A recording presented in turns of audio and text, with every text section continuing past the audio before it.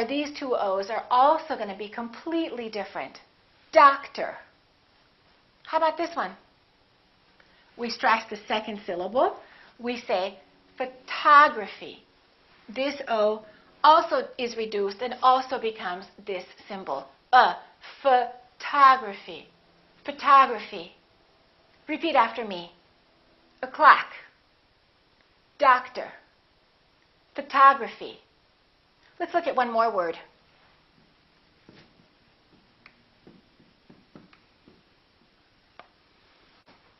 Atom. Atom. Exactly the same pronunciation. This syllable is stressed. This syllable is stressed. This O is reduced. This A is reduced. Therefore, they are the same sound.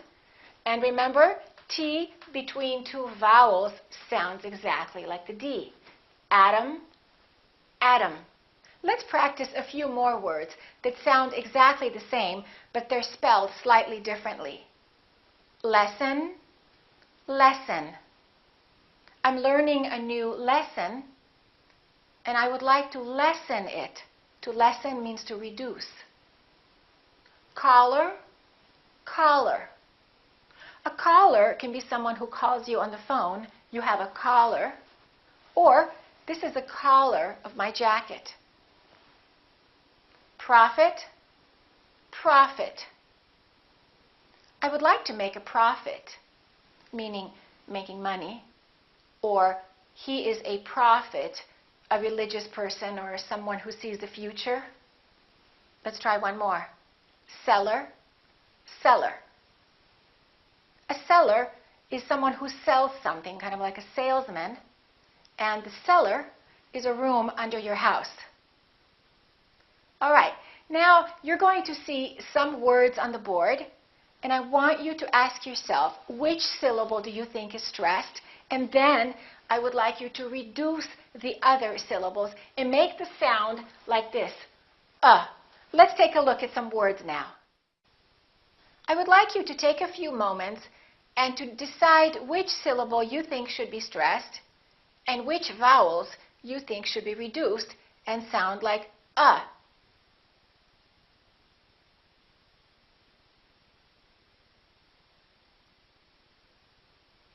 Let's see how you did with these words. Look at the first word, economy. The second syllable is stressed, therefore this E and this O are reduced. We don't say economy, we say economy, economy. Look at this one. The second syllable is reduced. The first syllable is stressed. We don't say memory, we say memory. Repeat after me. Memory. Look at the next one. Do we say control or do we say control? We say control. Second syllable is stressed. The first O is reduced. Con. Repeat after me. Con. Control. The next one is the same. This O is reduced. Con. This syllable is stressed. Contain. Repeat. Contain. Let's look at this one. This is a commonly confused word by a lot of people. Develop. Second syllable is stressed. This is reduced. This is reduced. Develop. Once in a while you will hear people say develop, or they might say economy, but for the most part, generally people just say economy, develop. What do we say? Europe or Europe? I'm from Europe. Don't say I'm from Europe. This is stressed. The O, once again, is reduced. Repeat. Europe. How about this one?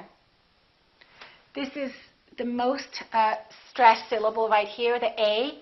Information. So we don't say infor, and we don't say mation. We don't say information. We say information. Once again, information. And the final word, once again, the second syllable is stressed. The O and the IA are both reduced. So it's not com or calm, it's come. Commercial. Don't say commercial or commercial. It's O.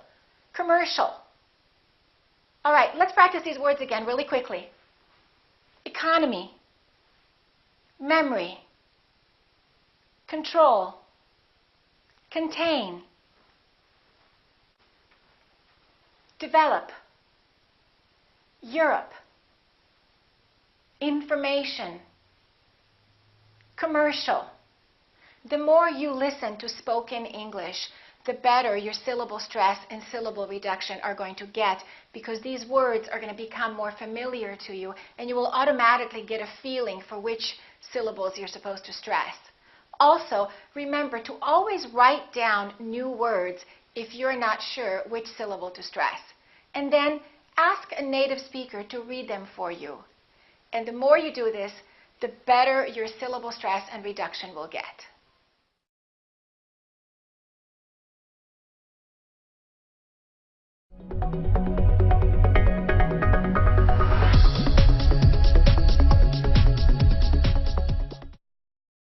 Now, let's learn the rules of word stress. Just like we stress certain syllables in words, there are certain words that we have to stress in sentences. This is really important to learn because this is what creates the natural music and rhythm of American English.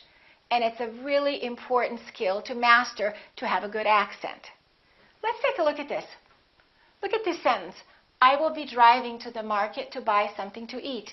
If you notice, I underlined 4 words. I underlined the verb and the noun and the verb and the verb. These words are called content words. Content words are the words that carry the most meaning of a sentence. If we eliminated all of the other words here, and if we only said the underlined words, driving, market, buy, eat, you would still understand what the speaker was trying to say, wouldn't you? Content words carry the general meaning. The other words around the content words are called function words. They're the little words that are not absolutely necessary to the meaning of the sentence. Generally, content words are nouns, such as house, book, dog, man. Verbs, which are action words, such as go, eat, sleep, drive, think, understand.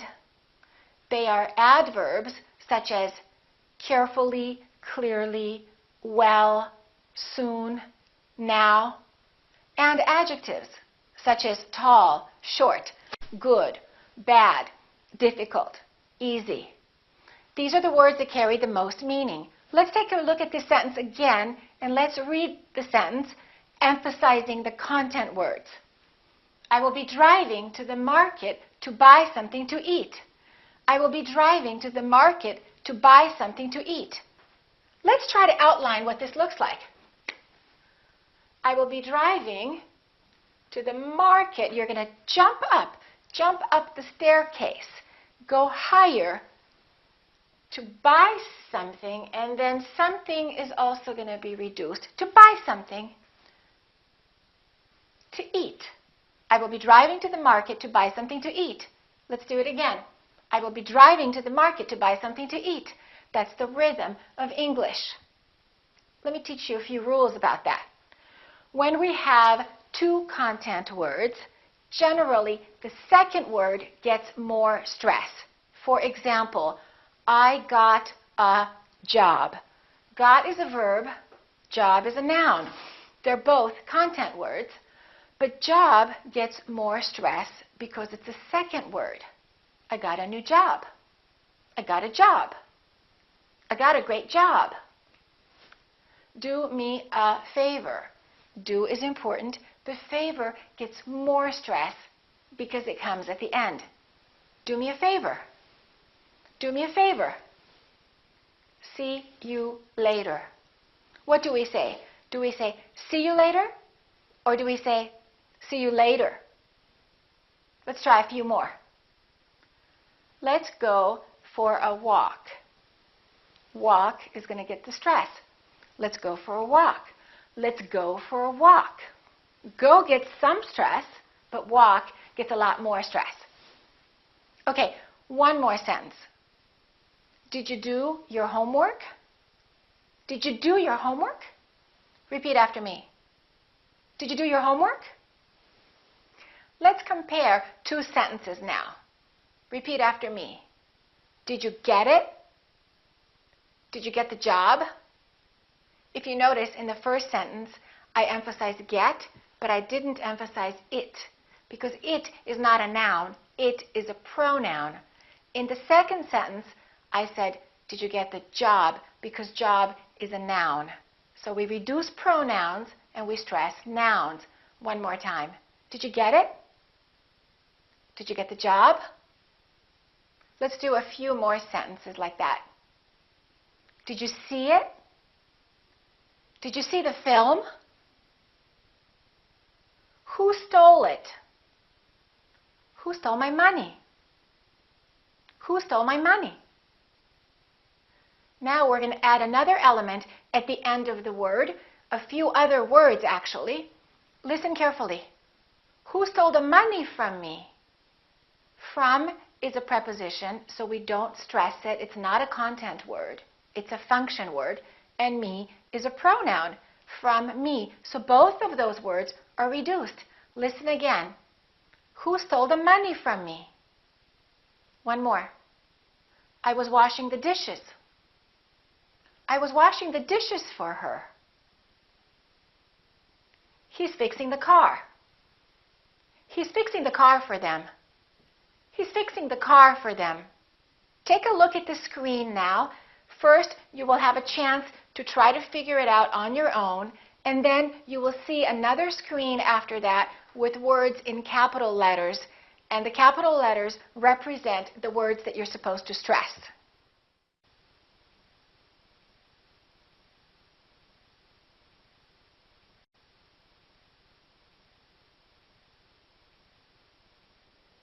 Let's look at the correct answers now, and let's hear the correct word stress. I just got a new job. I'm so excited about it. I couldn't find one for a long time. Let's repeat that again. I just got a new job. I'm so excited about it. I couldn't find one for a long time.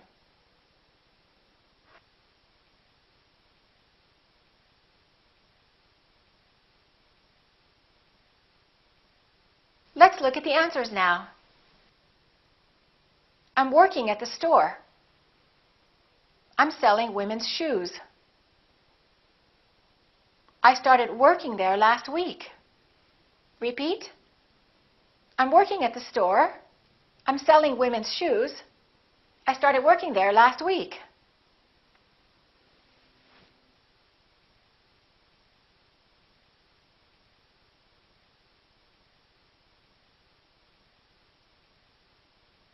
All right, let's look at the answers again.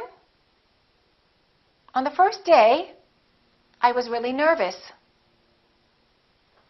There was so much to learn. On the first day, I was really nervous. There was so much to learn. Remember, when you stress a word, make it louder and longer. And don't put too much melody in it. Don't sing it. Don't say, have a nice day. Or don't say, it's nice to meet you. Just jump up. It's nice to meet you. Have a nice day. Keep practicing.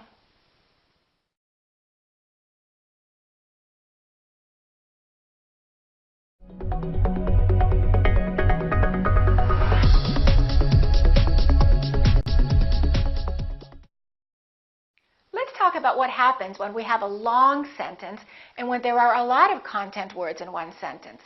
Let's learn how to divide the sentences into what we call thought groups. Look at our sentence again. I will be driving to the market to buy something to eat. We have 4 different content words, but we can say we have 2 different thought groups. One of them is, I was driving to the market. That's a unit that can go together. I was driving to the market. And the second unit, or the second thought group, can be this sentence, to buy something to eat. I was driving to the market to buy something to eat. When you break up the sentence into thought groups, you need to decide which word is the most important word of that particular thought group. That most important word is called a focus word. In this sentence, I will be driving to the market. Market is the focus word. Usually the focus word is towards the end of the thought group. I was driving to the market. And then you can pause to buy something to eat. And eat is your second focus word. So this sentence has two focus words. Sometimes a sentence can have three. For example, I was driving to the market to get something to eat because I was very hungry. Hungry can be the third focus word. If your sentences are long, it's very important to divide them. How do you divide them? Just use your instinct. It's kind of a natural place to pause. You wouldn't, for example, say, I will be driving to. You wouldn't pause here, right?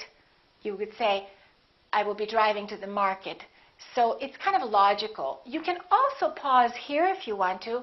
I will be driving to the market. Listen, I will be driving to the market, or I will be driving to the market.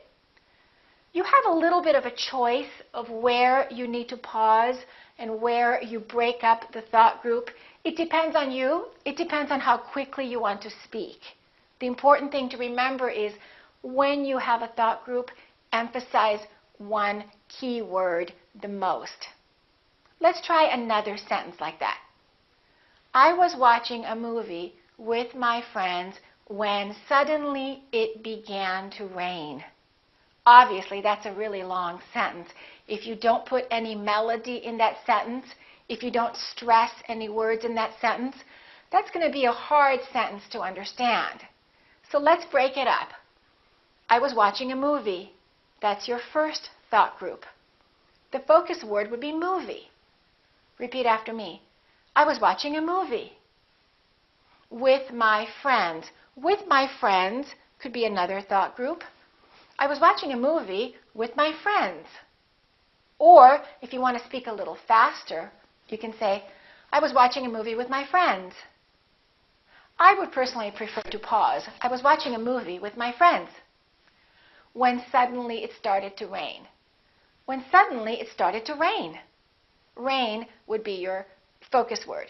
When suddenly it started to rain. Listen again to the whole sentence. I was watching a movie with my friends when suddenly it started to rain. All right, this creates a very nice rhythm, a very nice melody, and it makes your speech much easier to understand. Let's practice another sentence. I was so tired that I couldn't wait to get home. I was so tired that I couldn't wait to get home. That's three thought groups, or two thought groups. I was so tired that I couldn't wait to get home. It's kind of up to you. I prefer the second one in this case. I was so tired that I couldn't wait to get home. Let's practice some sentences now. If I forget to pay my bill, please remind me about it. In that sentence, we have two focus words, bill and remind. Let's read the sentence again. If I forget to pay my bill, please remind me about it. He wants to know if you need anything from the supermarket. He wants to know if you need anything from the supermarket.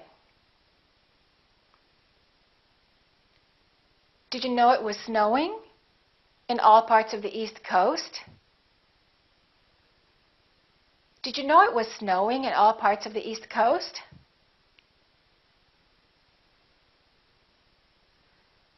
This last sentence can have two thought groups or three thought groups. When we climbed to the top of the mountain, we could see the ocean. Or two thought groups. When we climbed to the top of the mountain, we could see the ocean.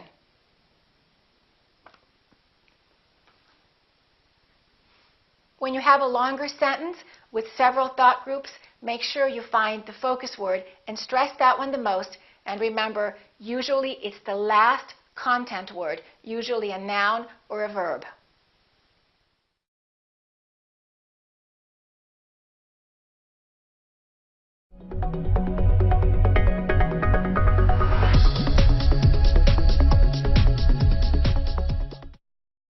Let's learn another rule about which words to stress.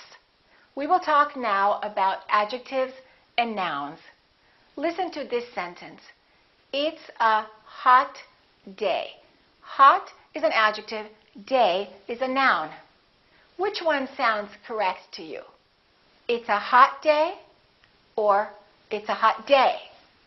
Do we stress the adjective or do we stress the noun? In English, we stress the noun more. In a lot of languages, the adjective gets more stressed and people say it's a hot day. In English, we say it's a hot day. You did a good job. I have blonde hair. So I don't say I have blonde hair. I say I have blonde hair. I'm wearing a black jacket. I'm wearing a black blouse and a black jacket. Listen to that rhythm of that sentence again. I'm wearing a black blouse and a black jacket. We emphasize the noun. That's a very important rule. If you say I'm wearing a black blouse and a black jacket, it sounds really strange to the people who are listening to you. It sounds like a foreign accent, and sometimes it may be difficult to understand, again, if you're speaking quickly. Let's practice some more. I have brown eyes. I have a nice job. I have an older brother. I went to a party and I had a good time. He has blue eyes. Take a minute now and describe some things about yourself, about your hair, about your eyes, about what you're wearing today. For example, I'm wearing black shoes. I'm wearing a gold ring. Describe yourself, emphasize the noun, not the adjective. If the adjective is alone, then we do stress it, of course. For example, he's tall. It's hot. That was good. But if we have a noun, then we say, he's a tall man. It's a hot day. That was a good job. Let's practice some more sentences now. That was fast. That was a fast flight. I have 5. I have $5. It's old. It's an older film.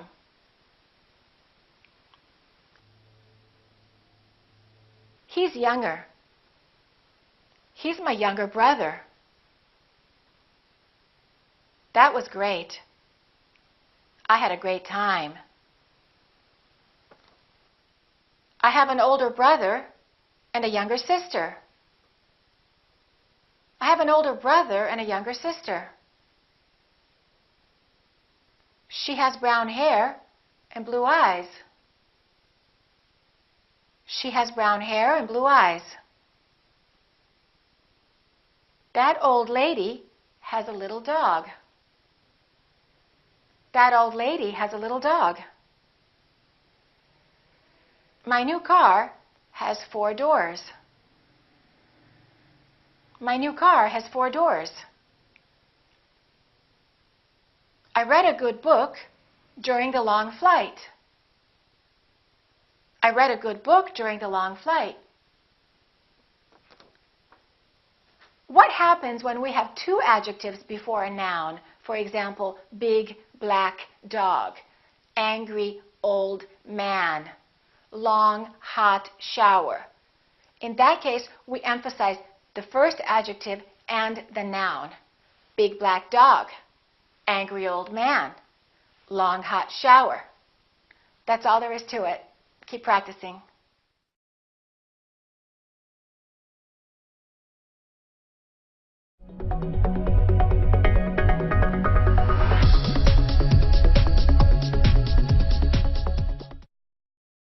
Now we'll talk about how we stress compound nouns.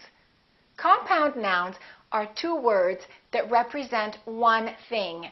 For example, credit, card. Credit card. Two words representing one object. We stress the first word. Repeat after me. Credit card. Also, say these two words as one word. Join them together. Don't say credit card. Say credit card. Let's practice some compound nouns. For example, let's talk about the eyes. Eyelid. We say eyelid. Eyebrow. Eyebrow. Forehead. Forehead.